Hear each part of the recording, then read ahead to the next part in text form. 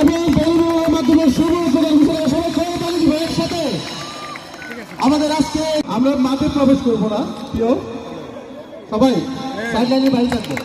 আজকে এখানে এই মাঠে আমরা খেলায় অংশগ্রহণ করব। আমাদেরকে মনে রাখতে হবে যে এই খেলা আমাদের এই ফুটবল, বিশেষ করে এই ফুটবল খেলা আসলে আমাদের জীবনের মতোই। আমাদের জীবনে যেরকম উত্থান পতনের সময় আমরা একে অপরের হাত ধরে এগিয়ে যেতে চাই, ফুটবল মাঠেও ঠিক তেমনি। আমরা যখন দলগতভাবে খেলি, আমরা দলের জন্য খেলি, তখন আমরা দলের একটা লক্ষ্য নিয়ে খেলি। আমাদের জীবনেরও সেরকম একটি লক্ষ্য থাকতে হবে। আমরা এই ফুটবলের মাধ্যমে, যে কোনো খেলার মাধ্যমে আমাদেরকে এই খেলাগুলো একদিকে যেমন আমাদেরকে কিভাবে জয়ের আনন্দ উপভোগ করতে শেখায়, ঠিক তেমনি আমাদেরকে পরাজয়ের কিভাবে মেনে নিতে হবে সেটিও শেখায়। এর পাশাপাশি যে টাফ মুহূর্ত, জীবনের সমস্ত সময়গুলো কিন্তু একই রকম হবে না।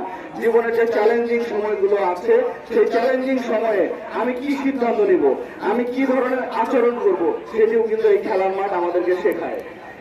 সুতরাং এই খেলার গুরুত্ব অনেক বেশি। আমরা এখানে যারা অংশগ্রহণ করেছে আমি জানি যে জয় পরাজয় মিলেই আমাদের এই খেলা, এটি আমাদের একটি শিক্ষা।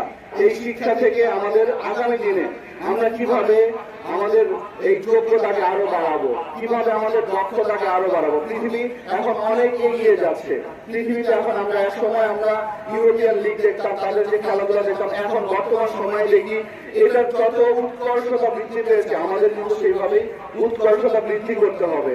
আমরা যদি আমাদের দক্ষতাকে না বাড়াতে পারি, তাহলে কিন্তু আমরা বিশ্ব মঞ্চে কিন্তু দাঁড়াতে পারবো না।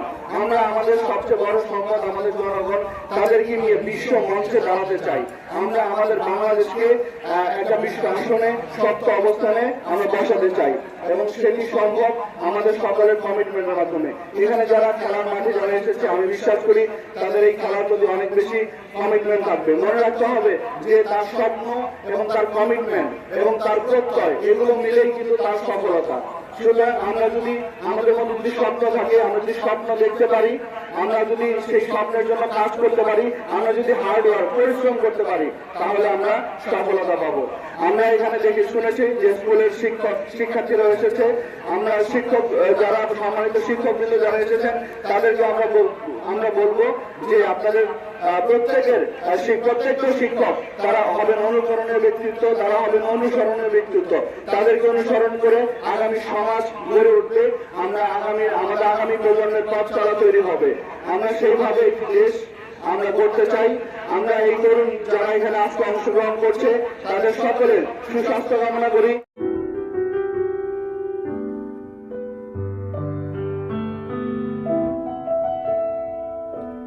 For more updates, subscribe to our channel, click the show links and enjoy watching the videos.